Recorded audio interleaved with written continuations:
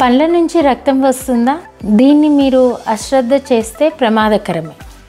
Hi, this is doctor Sravanthi, your dental expert. అసలు చిగుళ్ళకెళ్ళి నుంచి రక్తం ఎందుకు వస్తుంది? దీనికి కారణాలు ఏంటి? ఫస్ట్ కారణం వచ్చేసి జింజవైటిస్ అంటారు. జింజవైటిస్ అంటే ఏంటి అంటే పంటి చుట్టూతో పొరలాగా ఫామ్ అయిపోతుంది, ప్లేక్ లాగా. అది 2-3 డేస్ మీరు బ్రష్ చేయకపోతే ఒక గారెలాగా ఫామ్ అయిపోతుంది. దానివల్ల ఏమైపోతుందంటే అక్కడ గమ్స్ అనేది మైల్డ్ ఇన్ఫెక్షన్ క్రియేట్ అయ్యి బ్లీడింగ్ అనేది రావడం స్టార్ట్ అవుతుంది. పెయిన్ ఉండదు ఆ టైంలో. సో పెయిన్ లేకపోతేనే సైలెంట్ కిల్లర్ అండి, ఇంకా ఎక్కువ ప్రాబ్లమ్స్ని క్రియేట్ చేస్తుంది. సో మీరు అది వదిలేస్తారు, నాకు పెయిన్ లేదు కదా. నెక్స్ట్ ఏ స్టేజ్ డెవలప్ అవుతుంది? పెరియోడాంటైటిస్ అంటారు. ఈ పెరియోడాంటైటిస్ అంటే ఏంటంటే ఆ చుట్టూ ఉన్న గమ్ లో బోన్ ఏదైతే చుట్టూతో బోన్ ఎముక ఉంటుందో అది కూడా మెల్లగా అరిగిపోవడం జరుగుతుంది.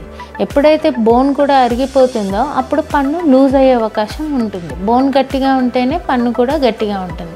ఎప్పుడైతే బోన్ లూజ్ అయిపోతుందో ఇంకా పంటికి స్ట్రెంగ్త్ అనేది ఉండదు, మెల్లగా పన్ను ఊగడం అనేది మీరు గమనిస్తూ ఉంటారు. నెక్స్ట్ చాలామంది బలంగా బ్రష్ చేస్తూ ఉంటారు, hard brushing. So brushing techniques తెలియక హార్డ్గా బ్రష్ చేసేటప్పటికి గమ్ కూడా డ్యామేజ్ అయ్యే ఛాన్సెస్ ఉంటాయి. దాని నుంచి కూడా బ్లీడింగ్ అనేది రక్తం వస్తూ ఉంటుంది. నెక్స్ట్ రీజన్ వచ్చేసి వైటమిన్ డెఫిషియన్సీ వల్ల కూడా వస్తుంది. వైటమిన్ సి కానీ తక్కువ ఉన్నా, వైటమిన్ కే డెఫిషియన్సీ తక్కువ ఉన్నా కూడా మనకి ఈ చిగుళ్ళలోకి నుంచి రక్తం రావడం అనేది జరుగుతుంది. ఇంకా హార్మోనల్ చేంజెస్లో ఎప్పుడు జరుగుతాయి ఎక్కువగా అంటే ప్రెగ్నెన్సీ స్టేజ్లో జరుగుతుంది, ఇంకొకటి మోనోపోజ్ స్టేజ్లో జరుగుతుంది. సో ఈ హార్మోనల్ చేంజెస్ వల్ల ఎక్కువ ఉమెన్స్లో కూడా మనకి బ్లీడింగ్ అనేది వచ్చే ఛాన్సెస్ ఎక్కువగా కనపడుతుంది. నెక్స్ట్ వచ్చేసి డయాబెటీస్. ఎప్పుడైతే షుగర్ లెవెల్స్ బాడీలో ఎక్కువ ఉంటుందో అప్పుడు ఈ చిగుళ్ళకి నుంచి రక్తం రావడం కూడా జరుగుతూ ఉంటుంది. సో ఇది మెయిన్గా కారణాలు. దీనివల్లనే మనకి ఈ చిగుళ్ళు అనేవి పాడైపోయే అవకాశాలు ఎక్కువగా ఉంటాయి. మరి దీనికి మనకి సిమ్టమ్స్ ఎలా ఉంటాయి?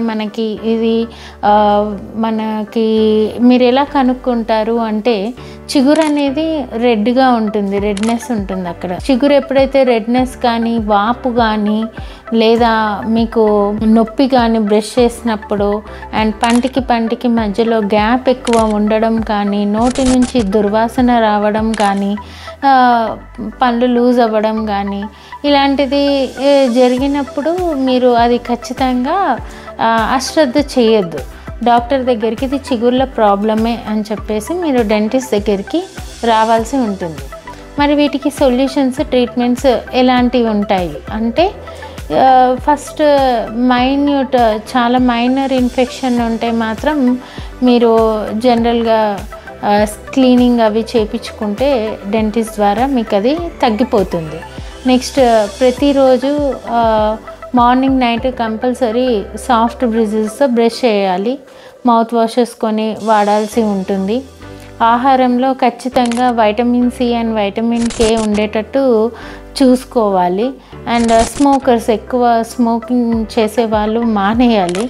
అండ్ ఎక్కువ స్మోక్ చేయడం వల్ల కూడా ఈ చిగుళ్ళ సమస్యలు ఎక్కువ అవుతాయి. నెక్స్ట్ మీరు ఎవ్రీ 6 monthsకి ఖచ్చితంగా డెంటిస్ట్ని విజిట్ అవుతూ ఉంటే మీకు అది ట్రీట్మెంట్ ప్రోగ్నోసిస్ అనేది బాగుంటుంది. అండ్ డీప్ క్లీనింగ్ అనేది ప్రతి 6 monthsకి కానీ 1 yearకి ఒకసారి చేసుకుంటూ ఉంటే ఈ గమ్స్ అనేవి గట్టిగా అవుతుంది. సో ఇలా మీరు జాగ్రత్తలు అనేది తీసుకోవాలి. సో చిగుళ్ళ ప్రాబ్లమే కదా, ఏముందిలే నాకు నొప్పి లేదు కదా అని చెప్పేసి మీరు అశ్రద్ధ చేశారు అంటే ఒకదానికొకటి పనులన్నీ లూజ్ అయ్యి పాడైపోయే అవకాశాలు చాలా ఎక్కువగా ఉంటాయి. So hope you like this video అండి. Thank you so much.